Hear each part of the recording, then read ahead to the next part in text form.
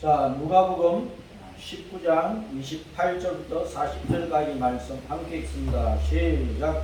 예수님께서 이 말씀을 하시고 예루살렘을 향하여 앞서서 가시되 감람원이라 불리는 산 쪽에 있는 벳바게와 베다니에 가까이 가셨을 때에 제자 중 둘을 보내시며 이르시되 너희는 맞은편 마을로 가라. 그리로 들어가면 아직 아무도 타보지 않은 나귀 새끼가 매여 있는 것을 보니 풀어 끌고 오라. 만일 누가 너희에게 어찌하여 푸느냐 묻거든 말하기를 주님께서 쓰시겠다라 하시니 보내심을 받은 자들이 가서 그 말씀하신 대로 만나니라.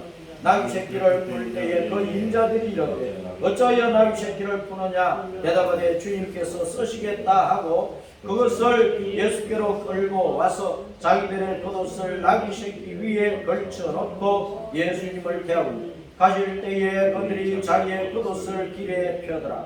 이미 감람산 내리막길에 가까이 오시매 제자의 온 무리가 자기들이 본 바 모든 능한 일로 인하여 기뻐하며 큰 소리로 하나님을 찬송하여 이르되 찬송하리로다. 주님의 이름으로 오시는 왕이여 하늘에는 평화요 가장 높은 곳이는 영광이로다 하니 우리 중 어떤 바리새인들이 말하되 선생이여 당신의 제자들을 책망하소서 하거늘 대답하여 이르시되 내가 너에게 말하니 만일 이 사람들이 침묵하면 돌들이 소리 지르리라 하시니라. 아멘. 오늘은 교사주일로 기념을 합니다. 따라서 돌들이 소리친다. 돌들이 소리 지르리라. 돌들도 소리치는. 아니 망치로 돌을 때리면 땅땅 소리 날 것 아닙니까? 돌을 큰 바위에 던지면 땅 하고 소리 나죠. 그런 소리 말고 돌들도 예수님을 청하는 소리를 지르리라. 그런 말. 돌들도 하나님을 정하는 소리를 칠 것이다. 아니, 돌들도 예수님이 누구시라고 소리치는데 사람들이 가만히 있으면 되겠느냐 그 말이죠. 오늘은 스승의 날, 교사의 날로 기념을 하는데요. 오늘날 교회 교사가 존중을 받고 있는가? 유치원부터 대학원까지 사회학교도 있고 학교의 교사가 존중을 받고 있는가? 사회에 여러가지 교사들이 많아요. 선생들이 많아요. 학원에도 있고 그런 교사들이 존중을 받는가?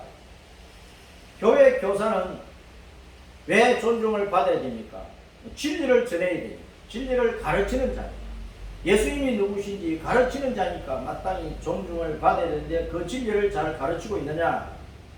학교의 교사는 또 올바른 교육을 잘해서 아이들이 진짜 사람답게 청소년이나 청년들이나 어른이 할 것 없이 진짜 인간답게 서서 바르게 사회관계, 인간관계를 유지하고 살아갈 수 있도록 밝은 사람이 될 수 있도록 참 양심적인 사람, 윤리 도덕적인 사람으로 키워내야 된다. 이 학교 교사의 책임인데 그걸 잘 수행을 하고 있는가? 사회 교사는 선배고 후배에게 교사이기도 하고 어른이 젊은이에게 교사이기도 하고 교사의 위치에 있는 사람들이 많이 있어요. 이런 사람들은 많은 사람들의 모범을 보여서 올바른 국가관을 가지고 사회성을 가지고 인간성을 가지고 살아갈 수 있도록 돌봐줘야 되는데 그런 모범을 잘 보이고 있는가? 자, 주 예수님께서 교회 여러 직분을 세워주셨는데 예수님께서 교회의 머리니까 예수님께서 교회의 주인이시고 예수님께서 교회의 왕이시니까 천국의 왕이시니까 자 예수님께서 교회의 머리로서 자기 교회에 세워주신 직분 가운데 교사가 있는데 교사는 아주 고귀한 직분이고 하나님께서 세워주신 직분이 있는데 하나님으로부터 온 직분이라는 신성한 직분이라는 것을 우리는 알고 있습니다. 에베소 4장 11절 시작. 그가 어떤 사람은 사도로 어떤 사람은 선지자로 어떤 사람은 복음 전하는 자로 어떤 사람은 목사와 교사로 삼으셨으니 교사가 있다. 교사 여러 가지 직분 가운데 교사가 있어요. 교사의 직분은 아주 고귀합니다. 교사가 있어요. 후 세대를 길러내니까 교사를 선생님, 스승 그렇게 사부님 여러 가지 말을 쓰는데 디다스칼로스라는 이 교사라는 단어가 헬라 시대에 뭐 초등교사나 가정교사나 철학자나 합창단 지휘자나 뭐 시인이나 여러 사람들에게 이 디다스칼로스 선생님하고 불렀어요. 성경에 이제 우리가 아람어로 랍비는 뜻이 뭡니까? 나의 선생님, 그런 뜻입니다. 나의 선생님, 랍비, 나의 선생님, 그런 뜻입니다. 그래서 우리는 예수님을 랍비라, 나의 선생님이라 그렇게 이제 부르는데 최고의 진리를 우리에게 가르쳐 주시기 때문에 그런 것입니다. 성경에 보면은 율법이나 성경을 가르치는 사람, 복음 전도자, 사도들, 선지자가 전부 다 교사의 교사, 선생이란 말이에요. 그리고 누가복음 18장 18절에 요한복음 13장 14절 등등 성경에 보면은 하나님 외에 더 좋은 선생이 없다는 거예요. 예수님 외에 더 좋은 선생이 없다. 최고의 스승은 바로 하나님 자신이라는 것입니다. 자식에게 최고의 스승은 부모님이죠. 부모님이 자식에게 최고의 스승이잖아요. 네? 그와 같이 전체적으로 볼 때 이 세상을 창조하시고 그 가운데 사람을 지으신 분이 하나님이시니까 사람을 지으신 분이 하나님이시니까 하나님께서 사람에게 최고의 스승이라. 최고의 스승. 자동차를 만든 사람이 자동차의 모든 원리와 부속품 하나를 잘 알지 않습니까? 누구보다도 자동차가 부서지면 망가지면 고치는 일을 잘할 수 있단 말이에요. 자, 그래서 사람을 지으신 하나님께 최고의 선생님, 우리 예수님이 사람에게 최고의 선생님이시다는 것입니다. 자, 좋은 선생님이 필요합니다. 사회는 좋은 선생님이 필요합니다. 나쁜 것을 가르치고 나쁜 짓을 하게 하는 거짓 선생이 아니라, 거짓 선자가 아니라 좋은 선생님이 필요해요. 마태복음 23장 8절 시작. 그러나 너희는 랍비라 칭함을 받지 말라. 너희 선생은 하나요, 너희는 다 형제니라. 예수님을 믿는 모든 성도들은 다 예수님 안에서 형제들. 그러면은 선생은 하나요, 선생은 한 분이라 한 분. 우리 선생은 한 분이 누구십니까? 예수님이 우리의 최고의 선생님이라는 거예요. 뭐 목사나 장로나 권사나 집사나 주일학교 교사나 성도 전체가 교사이기도 하지만 최고의 선생님은 예수님. 우리는 예수님 안에서 예수님의 다 같은 제자들이고 같은 믿음의 형제들이라는 것입니다. 자, 누가복음 18장 18절 시작. 어떤 관리가 물어 이르되 선한 선생님이여 내가 무엇을 하기야 영생을 얻으리까? 예수께서 이르시되 내가 어찌하여 나를 선하다 일컫느냐? 하나님 한 분 외에는 선한 이가 없느니라. 자, 어떤 관리 바리새인이 예수님께 와서 선한 선생님, 내가 뭘 해야 영생을 얻을 수 있어요? 그렇게 물으면서 예수님을 좋은 선생님, 착한 선생님, 선한 선생님이라고 불렀어요. 근데 그 당시에 이 사람들은 예수님은 갈릴리 촌뜨기로 알았거든. 예수님을 뭐 그리스도로 인정하지도 않았고 예수님을 하나님으로 믿지도 않았고 예수님은 다만 이상한 소리를 한다. 율법사나 서기관이나 대제사장들이나 장로들이 율법주의자들이 가르치는 것과는 다르게 뭔가 색다른 것을 가르치고 있기는 있는데 그 예수님을 그리스도로 하나님으로 안 믿고 있는 가운데 있었단 말이에요. 그런 사람들이 예수님을 선한 선생님하고 부르니까 선한 선생님은 하나님 한 분 외에는 없다. 선한 분은 하나님 한 분 외에는 없다. 사실은 예수님이 선하신 하나님이시죠. 그것을 그 당시에 바리새인들이 율법주의도 안 믿고 있단 말이에요. 안 믿고 있는 내가 선한 하나님이다 하면은 돌전할 것 아닙니까? 싸움이 일어나니까 예수님께서 하나님 한 분 외에는 선한 이가 없느니라. 그거는 인정하잖아요. 율법주의자들이 하나님 한 분 외에는 착한 분이 없다, 아름다운 분이 없다, 선한 분이 없다. 그것은 알고 있거든. 그 말씀을 하신 것은 예수님 자신이 바로 선하신 하나님이시다, 선한 선생님이다 하는 것을 바로 가르쳐주는 거예요. 내 앞에 서 있는 내가 바로 선한 선생이고 하나님인데 내가 나를 하나님으로 믿을 수 있냐? 그리스도로 믿을 수 있느냐? 그걸 물으신 건데 그걸 모르는 거예요. 오늘날 이 세상에 많은 사람들이 유명한 뭐 선생이라 그러고 학원에 유명한 강사를 한 달에 뭐 수천만 원도 받아가잖아요. 그 사람들은 좋은 선생님입니까? 예수님 외에는 좋은 선생님이 없어요. 자, 예수님께서 예루살렘으로 앞서서 가고 계세요. 예수님이 예루살렘으로 앞서서 가셨다. 자, 그래서 오늘날도 예루살렘으로 앞서가는 선생이 필요한 거예요. 많은 아이들, 많은 사람들을 예루살렘을 향해서 가도록 이끌어가는 교사가 필요하다. 예루살렘은 뜻이 뭡니까? 평화의 기초, 평화의 토대, 평화의 근본이라, 평화의 시작이라, 평화의 원뿔이라. 저 예루살렘은 궁극적으로 뭘 나타냅니까? 뭘 나타냅니까? 어디를 나타냅니까? 영원한 평화가 있는 천국을 나타내잖아요.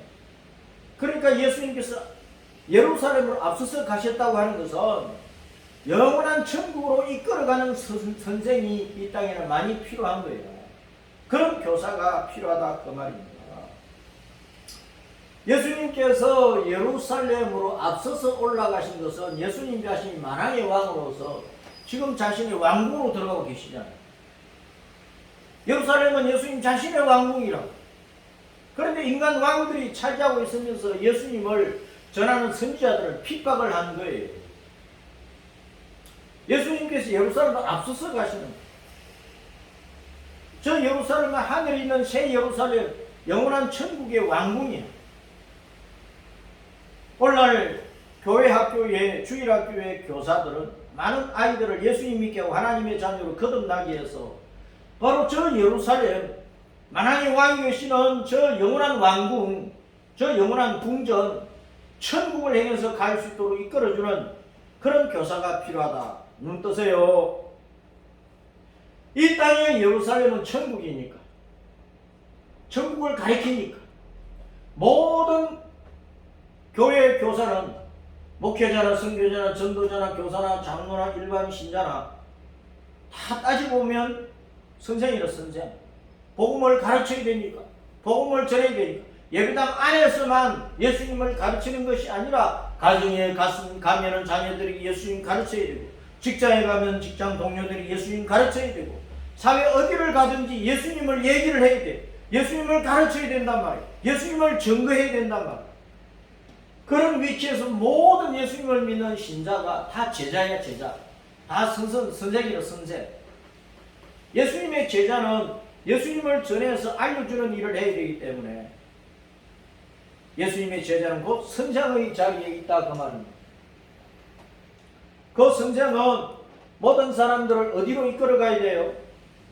어디로 이끌어 가야 돼요? 이리 보세요. 어디로 이끌어 가야 돼요?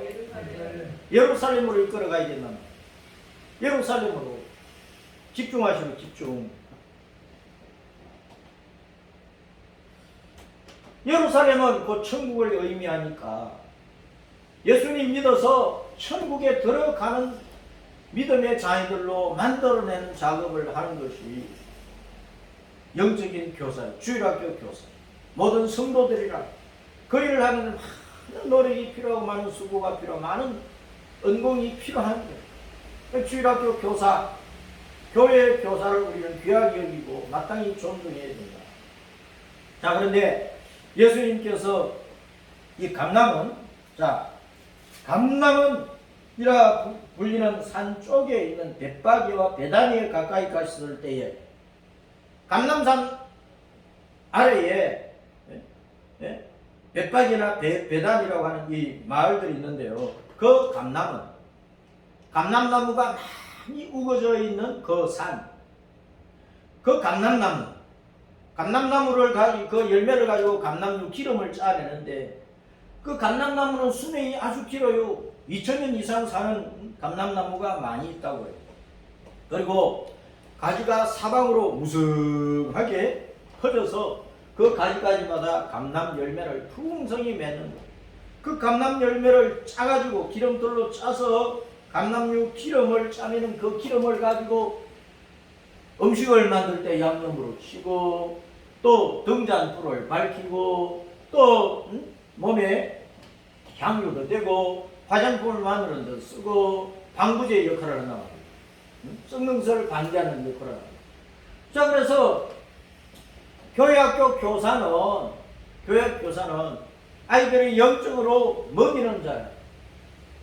또 인생을 맛있게 만들어줘야 돼요. 신앙생활을 즐거움을 할 수 있도록 인도를 해야 돼요. 또 영원한 빛이 되신 예수님을 만날 수 있도록 이끌어야 되고, 빛 가운데서 사는 밝은 빛의 삶을 살 수 있도록 이끌어야 돼요. 또 그 인품이, 그 마음씨가 향긋하도록 만들어줘야 됩니다. 그리고 자신을 잘 단장할 수 있도록, 진리의 말씀으로 잘 단장할 수 있도록 화장품 같은 역할이 되어야 되잖아요. 그리고 내면이 썩지 않도록, 생활이 타락하고 세상 악한 문화에 저지들지 않도록 아이들을 이끌어가야 됩니다. 오늘날 아이들이 자라는 데 여러 가지 해가 많은 사회 환경이 너무나 많아요. 이 세상의 모든 문화는 사람을 타락시키는 것들이 너무나 많다고요. 그래서 교회 안에 들어온 아이들을 진리의 말씀으로 예수님 만나게 해주면서 이 세상의 것들을 본받아서 죄에 빠져서 타락하지 않도록 이끌어가야 된다. 이 감남유라고 하는 것은 우리 신자의 인격과 성품과 삶을 돌아보게 하는 것입니다. 그러므로 교사의 인격과 성품과 삶을 이 감남유를 통해서 잘 돌아가야 되는 거예요. 자, 감람나무는 뭘 상징하느냐? 감람나무가 뭘 상징해요?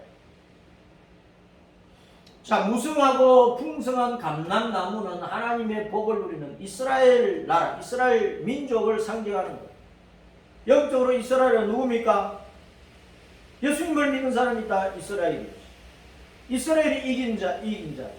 우리가 진리로 거짓을 이기고 예수님으로 모든 우상 숭배를 이겨내야 됩니다. 우리는 예수님을 믿는 믿음 안에서 모든 이단들을 이겨내야 됩니다. 우리는 천국에 소망을 두고 있기 때문에 세상의 모든 환난과 핍박을 이겨내야 돼요. 이스라엘이 이긴 자예요. 오늘날 예수님 안에 있는 모든 신자들이 참 이스라엘이란 말이에요. 그리고 이스라엘 백성으로서 천국의 평화를 누리고 하늘나라의 소망을 가지고 십자가 믿음의 길을 걸어가는 모든 이스라엘을 감람나무로 비유를 하고 있는 거예요. 그래서 예수님 안에서 복음의 은총을 누리는 모든 이스라엘이 감람나무를 가지고 나타낸 건데, 그 이스라엘 백성 안에는 유대인과 이방인 모든 성도를 다 포함한다 그 말입니다. 그래서 교회의 교사는 따랐습니다. 복음으로서 죄인들을 예수님 안에서 이스라엘 백성으로 거듭나 자라게 도와야 된다. 이게 교회 교사가 할 일이에요. 자, 감남은 아랫마을로 예수님께서 가시는데, 감남 그 동산 아래에 벳바게와 베다니라는 마을이 있어요.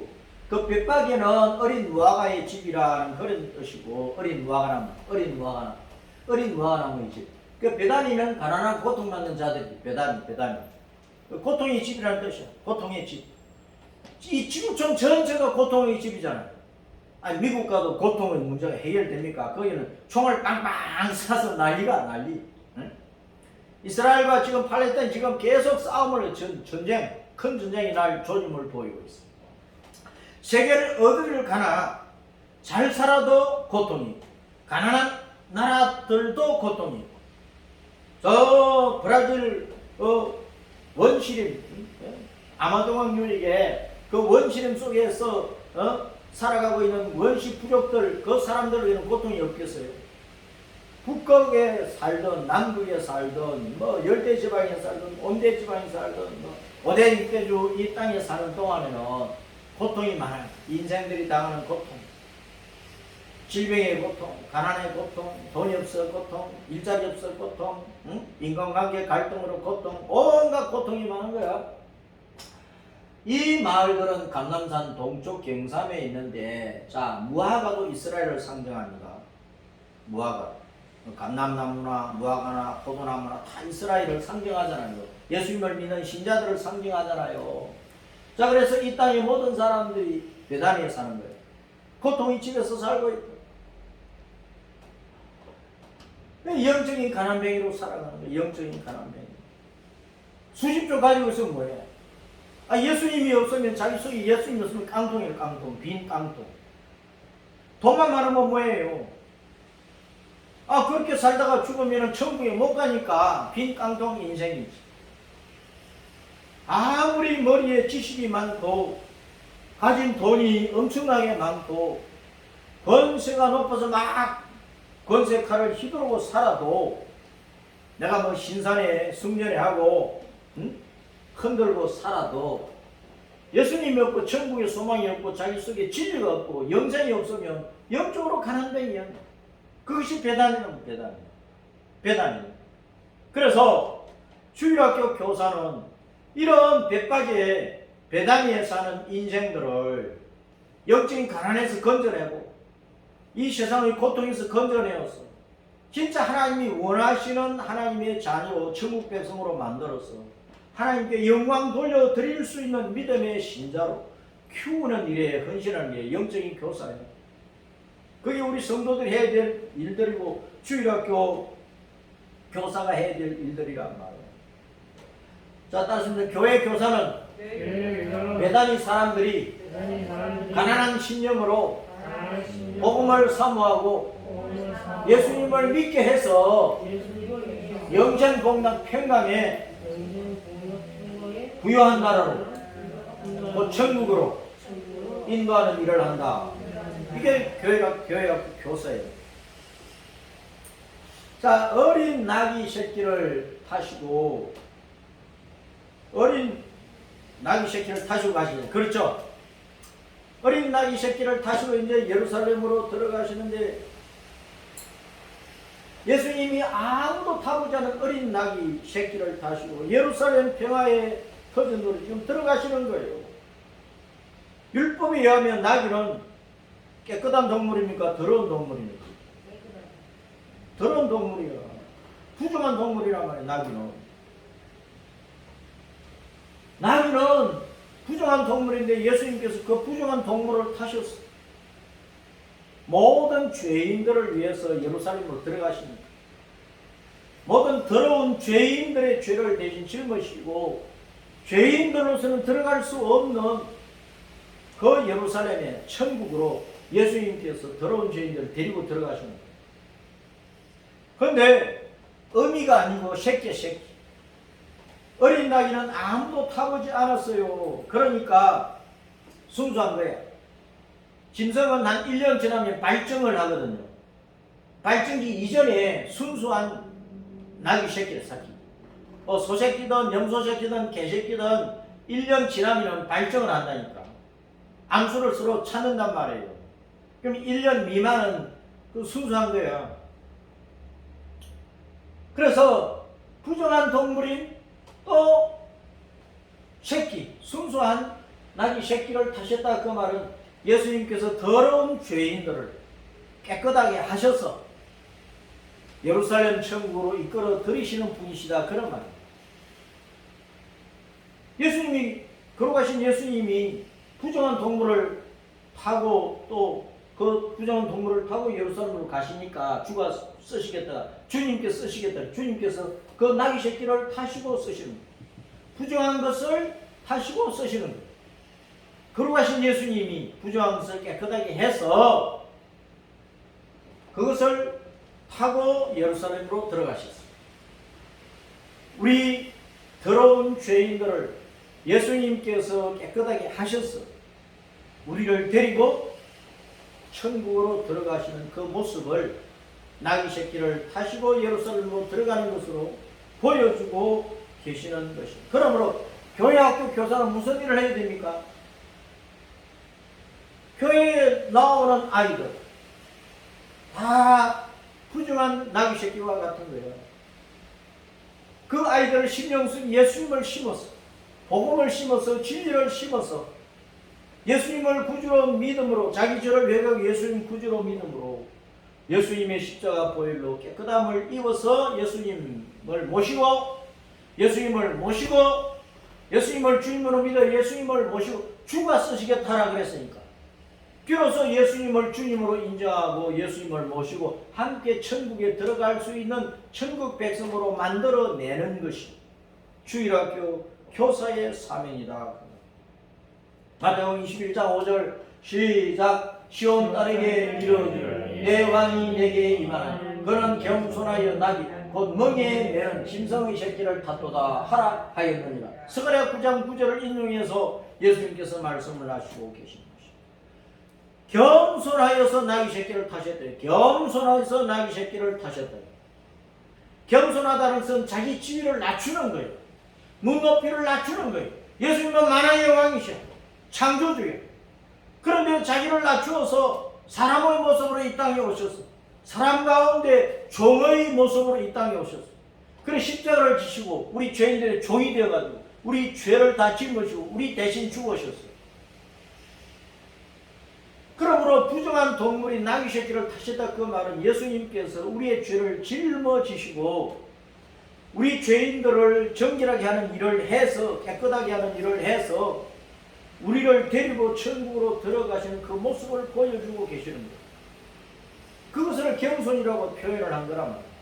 그래서 주일학교 교사는 교회에 들어오는 아이들을 천국에 들어갈 수 있도록 아이들 눈높이에서 그들의 말을 듣고 그들의 속 사람을 이해하고 그들에게 어쩌든지 예수님을 신고 복음이 들어가고 주님의 은혜가 흘러 들어가서 십자가 진리를 알고 스스로 회개하고 예수님을 주님으로 인정함으로 예수님 모시고 천국에 들어가는 성도가 되도록 해주는 것이 교사예요. 그럼 주일학교 교사는 겸손해야지. 일반적으로도 마찬가지야. 세상의 모든 교사도 학생들을 이해를 해야 되잖아요. 왜 사고를 쳤는지, 왜 농땡이를 쳤는지, 왜 여러 가지 부정한 일을 했는지 냅다 그냥 책망만 하고 매질만 한다고 바로 잡히지 않거든요. 겸손하여 그 아이의 입장으로 내려가는 거야. 그래서 들어보고 이렇게 하면은 내가 새로워지고 새 사람 되고 좋은 사람 되고 장래가 있고 소망이 있어. 낙심하지 마. 붙들어줘야 되잖아요. 그것이 겸손한 교사가 할 일이란 말이에요. 백성을 위해서 목숨을 버리는 왕이었습니다. 예수님.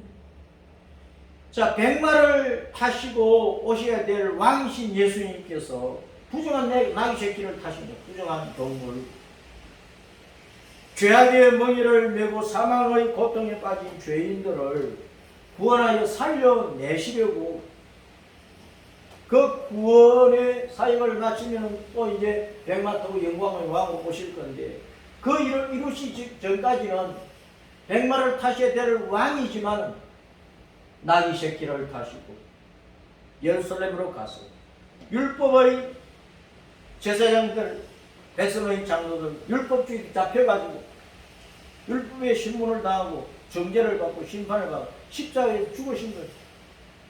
누구를 살려내려고? 부정한 동물 나귀 같은 우리 죄인들을 살려내시려고. 그래서 아무도 타보지 않은 나귀 새끼같이 우리를 순수한 하나님의 자녀로 십자가 피로서 거듭나게 해서 천국에 데리고 가시는 그 일을 하신 것이란 말이에요. 그 모든 구원 사역을 마치고 나면 주님께서 마지막 때에 이 세상 마지막 때 이 땅에 오실 것인데 이 땅에 오실 예수님은 뭘 타고 오신다고요? 이 보세요 제발. 이 땅에 오실 때는 예수님께서 뭘 타고 오신다고? 백마를 타고 영광의 왕으로 오실 것이다. 주님께서 강림하실 때 구름 타고 공중으로 오셔서 성도들을 남은 대로 휴거시켜 놓고 다시 데리고 오셔서 천왕국을 이루시고 사탄을 끝장 내어놓고 영원한 천국을 이루실 것인데 휴거시키고 그 난 다음에 휴거된 성도들을 데리고 와서 천년왕국을 이루실 때는 백마를 타고 내려오신 백마, 흰마를 타고 내려오신 옛날에 왕들은 주로 흰마를 타서 흰말, 또 전장에 나가 싸우는 장수, 들은 대개 이제 흰말을 탔다고, 적토말을 타고 흰말을 타고 탔단 말이에요. 100만 원주로 왕이 타는 거예요. 본래부터 왕이신 예수님께서 100마 타고 오셔야 되는데 100마 타고 오시기 전에 나귀 새끼를 타시고 예루살렘으로 들어가셨어요. 우리의 부정한 모든 죄들을 십자가의 피로 씻어서 순수한 하나님의 자녀로 만들어가지고 우리를 천국으로 데리고 들어가기 위한 것을 나타내 보여주고 계시는 것입니다. 그래서 여러분, 우리가 대속하고 희생하고 중상하고 헌신하는 이런 모든 것들은 주님께서 이 땅에 사신 것처럼 교사는 아이들의 그 죄짐을 져줘야 된다. 어떤 죄를 지었다고 짓밟아 버리면 하면 되겠습니까? 거기서 빼내야 된다. 그를 위해서 희생도 해야 돼. 온갖 수고를 다해야 돼. 자기 몸을 다해야 돼. 아이 하나 살려야 돼. 부모가 자식을 키우는데도 대속, 희생, 충성, 헌신 이런 것들이 필요하다. 주님께서 우리를 부정한 죄 가운데서 건져내서 그러한 하나님의 자녀로 삼아 천국으로 데리고 가시도록 하는 일을 십자가를 지시고 하셨잖아요. 주님께서 그 일을 이 땅에 사셨다는 거예요. 주일학교 교사는 바로 대속, 희생, 충성, 헌신한 신 예수님의 그 수고를 가지고 아이들을 키워내는 거예요. 천국의 영광 상금은 나중에 천국 가면 다 받는 거예요. 주일학교 교사는요, 어떤 대접도 못 받아요. 별로 대접이 없어. 성도들이 뭐 주일학교 교사 알아줍니까? 세상에 나가면 내가 어느 교회 주일학교 교사다 하면 누가 알아줍니까? 그런데 그 교사는 천국에 가면 영광과 상급이 엄청나다고. 나중에 하늘나라에 가면 엄청난 영광과 상급을 받기 때문에 이 땅에서는 대속, 희생, 충성, 헌신의 교사의 사명을 잘 수행을 해야 돼요. 교사의 겸손은 내가 하나님 앞에서 부정한 짐승같이 죽어 마땅한 죄인임을 교사 자신이 고백을 해야 돼요. 의롭게 하시는 주님의 은혜를 간구해서 교사 자신이 성결신앙에 힘써야 돼요. 주님처럼 남을 살리기 위해 나도 대신 죽을 수 있는 믿음과 헌신으로 자기도 살면서 어린아이들을 하나님의 자녀로 키우는 일에 헌신해야 된다고. 어린 나귀 새끼를 데리고 제 아들이 이제 예수님께 가는 거예요. 짐승을 타고 다니는 사람은 짐승을 사랑합니다. 고양이를 키우고 뭐 개를 키우고 뭐 어떤 짐승을 애완동물로 키우든지 그 짐승을 아주 가족같이 그렇게 여기는데, 주님은 육체의 욕망대로 살아가는 이 더러운 죄인을 십자가 대속과 부활 은총으로 의인으로 만들고 천국 백성으로 삼아가지고 영생, 평강, 복락을 누리는, 영생과 복락과 평강을 누리는 천국 예루살렘으로 함께 데리고 가서 거기서 영원히 살게 하신다 그 말입니다. 그 어린 나귀 새끼를 데리고 들어가시다. 어린 나귀 새끼를 타고 예루살렘 성으로 들어가시다.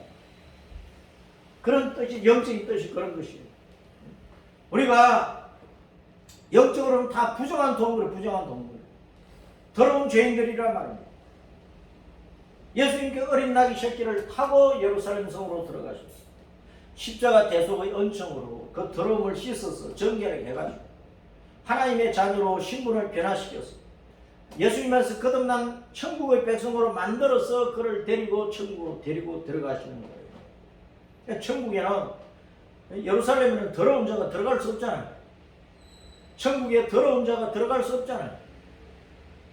근데 스스로 깨끗하게 될 수가 없으니까 예수님이 십자가 보혈로 깨끗하게 했어.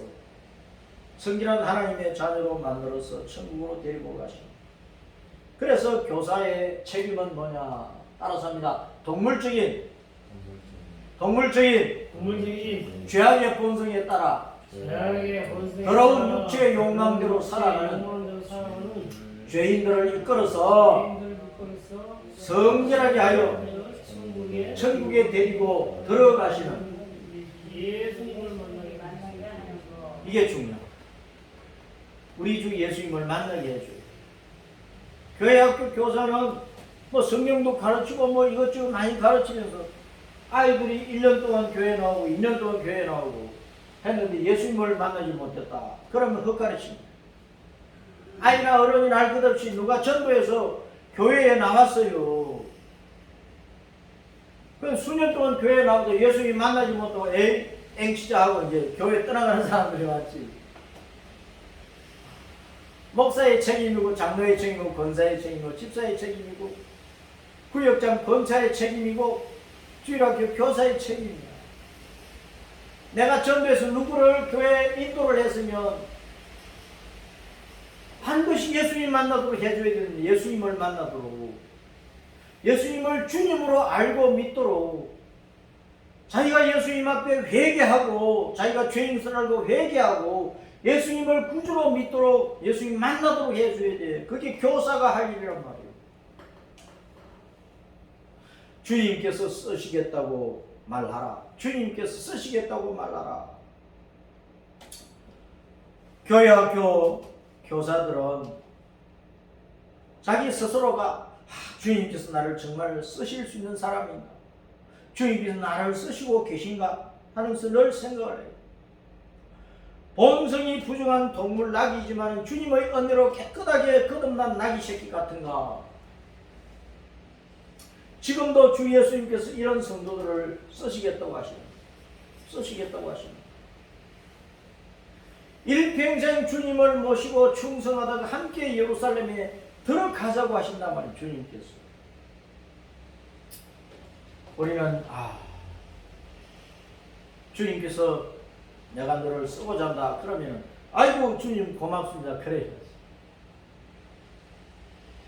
아멘 아멘 아멘 하고 주님을 모시고 주님과 함께 이 땅에서 마음껏 충성하고 헌신하다가 마지막 때 주님 모시고 천국으로 돌아가요. 그게 우리가 살아야 되는 의미란 말이에요. 의미. 겉옷을 또 벗어버리는데 겉옷. 사람들이 겉옷 벗어가지고 예수님이 다시는 나귀 새끼 등 위에다가 안장 대신에 깔아주고 예수님이 지나가는 길 앞에다가 카페 대용으로 깔아드리고 있는 거예요. 예수님께 이제 나귀 새끼를 쟤들 끌고 왔는데 그 제자들뿐만 아니고 예수님 앞과 뒤를 따라가는 수많은 사람들이 겉옷을 벗어 자기 겉옷을 벗어가지고 나귀 새끼 위에 안장 대신으로 깔아드리고 예수님이 그 나귀 새끼 타고 지나가시는 그 길 위에다가 카페 대용을 막 깔아드려요.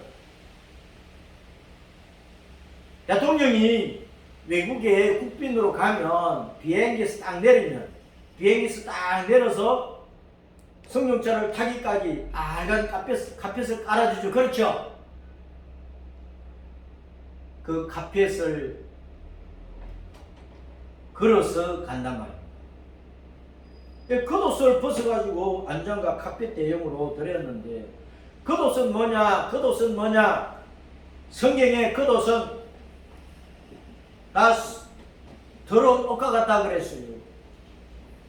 겉옷을 벗어드리고 우리는 주님 앞에 다 더러운 이 부정한 낙이 같은 부정한 사람이고 부정한 죄인들입니다. 그래서 우리는 이제 겉옷을 벗어버립니다. 우리의 죄옷을 벗어버립니다. 주님께서 새롭게 입혀주신 옷을 입기를 원합니다. 그런 뜻으로 겉옷을 벗어 알아버립니다.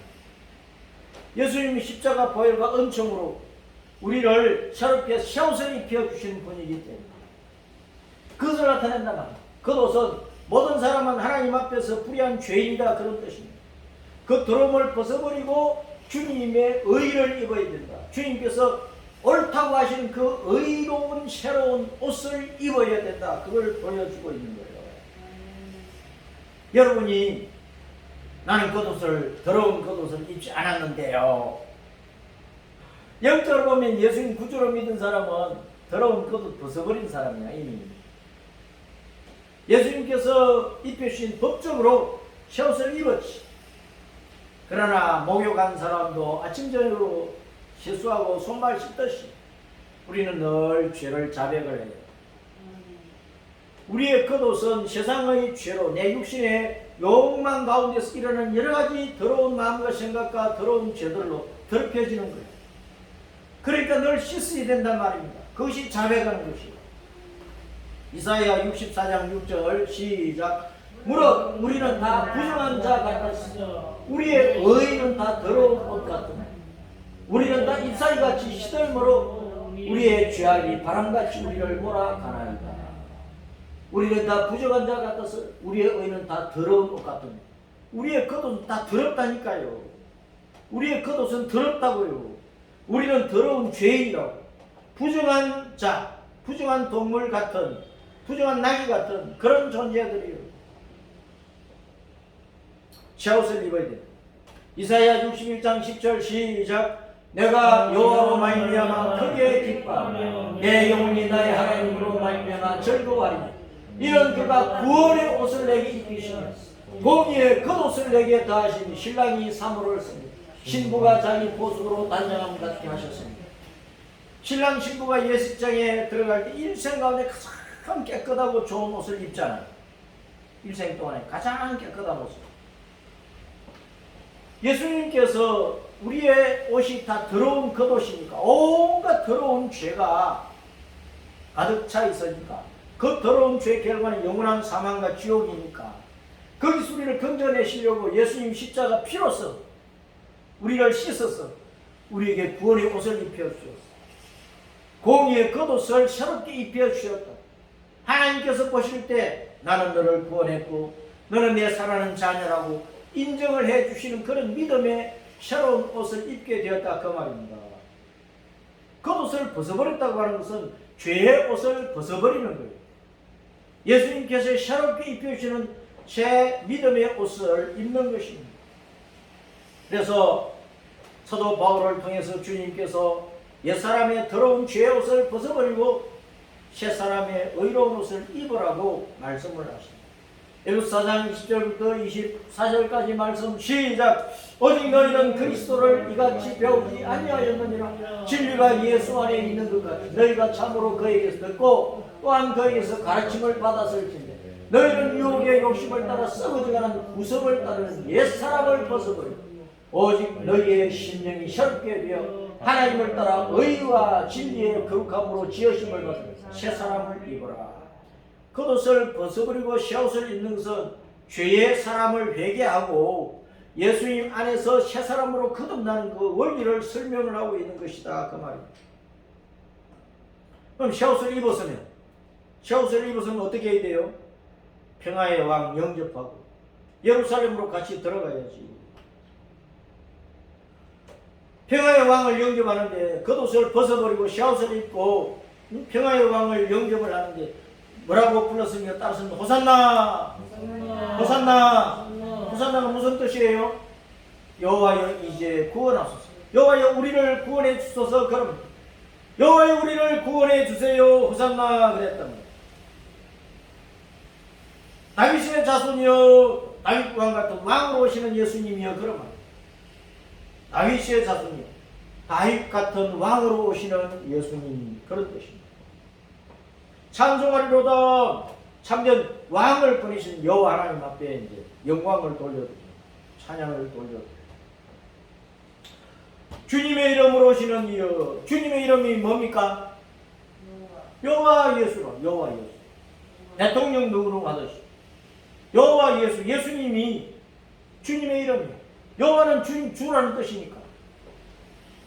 우리가 믿는 주, 우리가 믿는 하나님의 이름이 예수님이란 말입니다. 하늘에는 평화요, 하늘, 천국에는 평화요. 가장 높은 곳에는 영광. 가장 높은 곳이 어디입니까? 하나님의 자리야.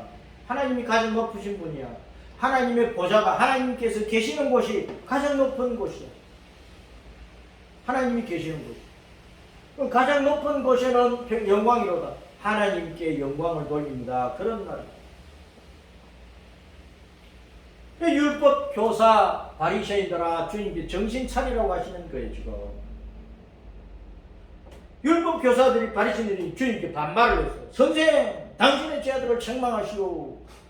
아유 사람들이 막 애들 뭐 호산나 하면서 막 당신의 자손이여 하고 막 이러는데 왜 제지하지 않느냐. 당신이 그렇게 호산나 다윗의 자손이 하고 그렇게 부를 만한 뭐 자기 있느냐 그런 뜻이지.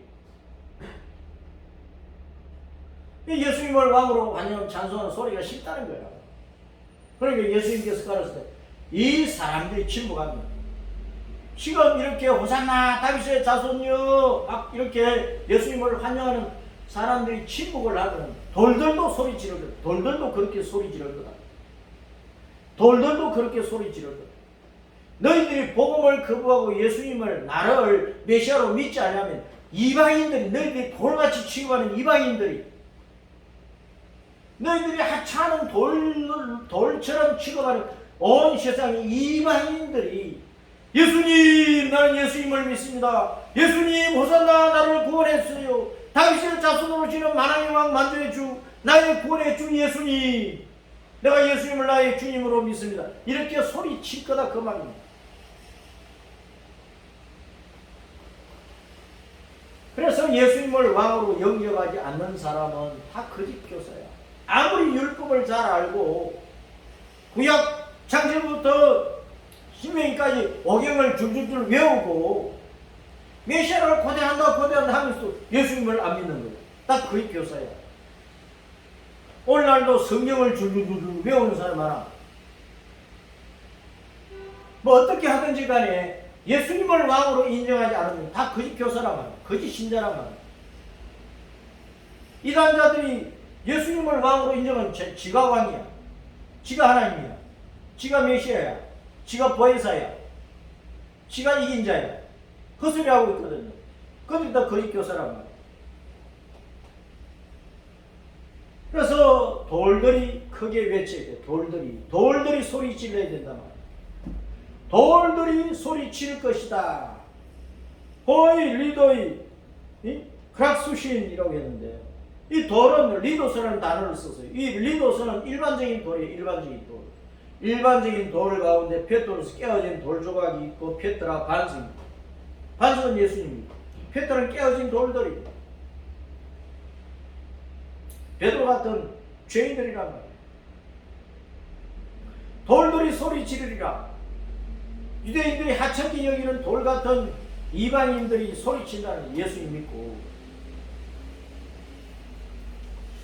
돌 가운데는 썩돌도 있고 생돌이 있어. 하찮은 돌 같은 죄인들이 유대인 아닌 이방인들도 예수님 믿어 구원 영생을 얻어가지고 생돌이 된 생돌 산돌이 돼 구원받은 은혜를 한단 말이야. 거듭난 하나님의 자녀가 되면 소리를 치는 거예요. 소리를. 누구한테 소리 질러요? 온 세상에 다니면서 예수님 믿으세요 소리친다니까. 예수님 외에는 구원이 없어요 소리친다니까. 내가 예수님 믿고 살았으니까 당신도 예수님 믿고 영생을 얻으세요. 예수님은 우리의 구원의 주님이십니다. 예수님은 다시 오시는 만왕의 왕이십니다. 주 예수님을 따라서 영생천국 하늘나라 예루살렘으로 올라갑시다. 소리친다니까요. 그래서 교사는 산돌 교사가 돼 썩돌이 되면 안 되는 거예요. 돌 김용욱이는 70이 넘어서 어디서 이제 강의를 늘 하고 있는데 저는 완전히 잡하거든. 그래서 그가 강의한 내용을 들어보면요. 이승만 대통령을 이 개새끼 하면서 욕을 하더라니까. 이승만 대통령. 태어나지 말아야 될 사람이 태어났대. 왜 이승만 대통령이 대한민국을 세우지 않았으면 이 나라가 그냥 통일을 북한 중심으로 나라가 하나가 되었으면 이 개같은 소리를 자기가 하고 있으면서 이승만 대통령을 개새끼. 그 김용옥의 호가 돌이야 돌. 돌을 길게 하면 돌이야 돌. 그러면 썩돌은 썩돌. 생돌에도 썩돌에 썩돌. 그런 성경을 가르치기도 하고 뭐 신학교도 뭐 1년에 나왔니 뭐 좀 나왔어. 그런데 빡빡이가 되었어. 그럼 불교 신자도 아니고 이상한 놈이야. 언제나 철학자도 아니야. 이상한 놈이야.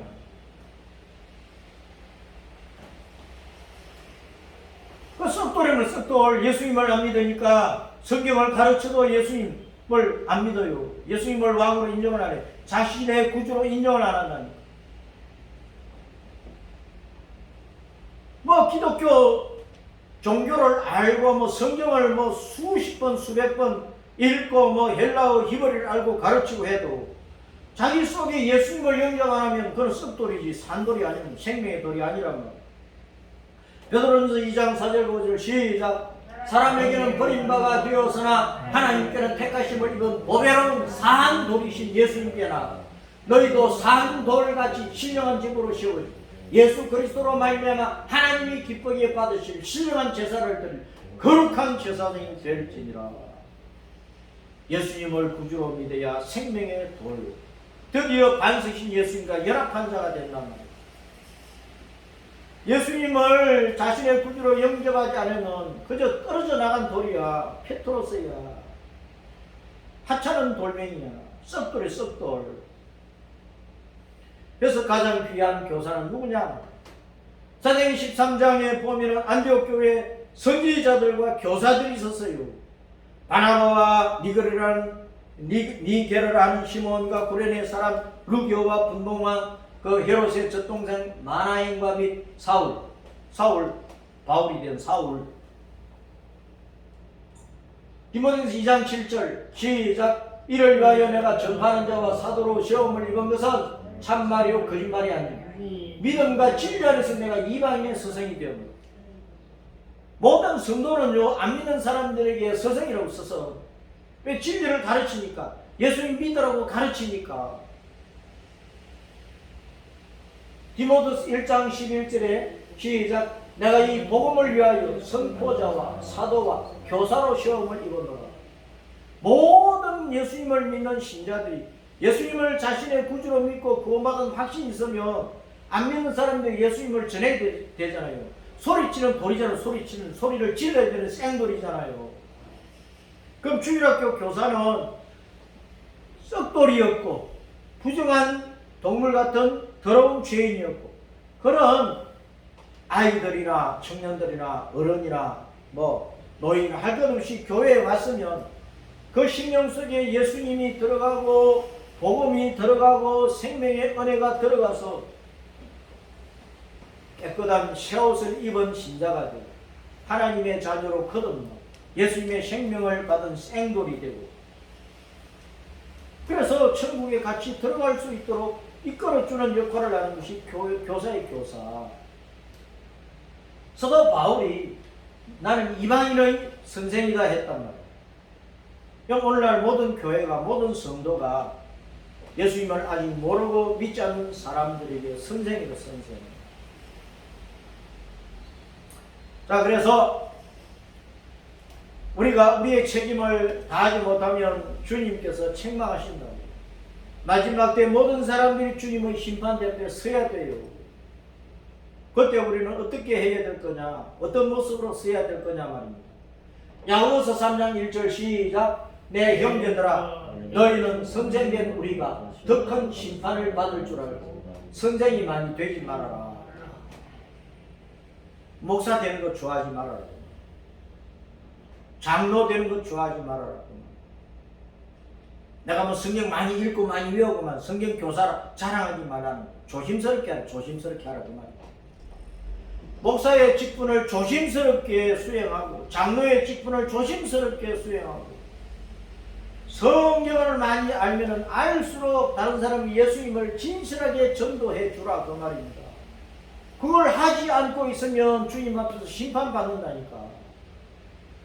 내가 예수님이고 구원받았는데 왜 나를 구원하신 예수님을 외치지 않느냐 그 말이에요. 소리치지 않느냐 그 말입니다. 소리치지 않으면 썩돌인 거예요. 예수님을 믿으라고 소리치면 생돌이야. 우리는 산돌이 되어야 된단 말이에요. 그 사명을 수행하지 않으면 주님 앞에 심판받을 일밖에 더 있습니까? 그래서 우리는 맹심하고 또 맹심을 해야 돼요. 고린도전서 9장 16절 시작. 내가 복음을 전할지라도 자랑할 것이 없으면 내가 부득불할 일입니다. 만일 복음을 전하지 않으면 내게 뭐가 있을 것이라. 복음을 안 전하면 내게 화가 임한다니까. 주님께 책망하신다니까요.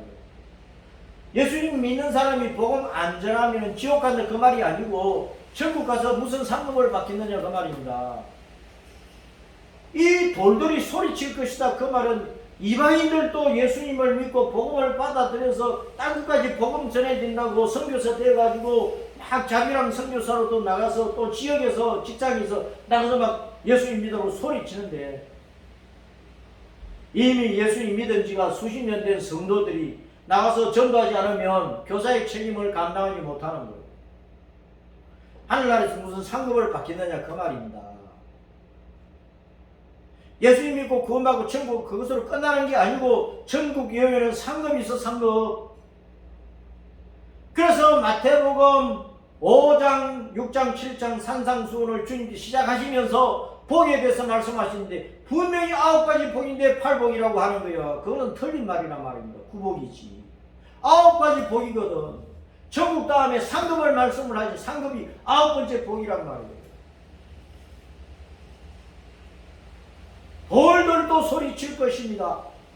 주일학교 교사는 돌들이 하찮은 쑥돌이 예수님 만나서 생명을 얻은 생명의 돌이 되어가지고 온 세상을 떼굴떼굴 굴러다니면서 예수님 믿으라고 소리치는 신자가 되도록 이끌어줘요. 그게 주일학교 교사가 일이고 오늘날 모든 성도는 세상을 향해서 다 진리의 교사이기 때문에 예수님 믿으라고 소리치는 성도들이 되어야 되는 것입니다. 이 사명을 죽도록 잘 수행하도록 하십니다.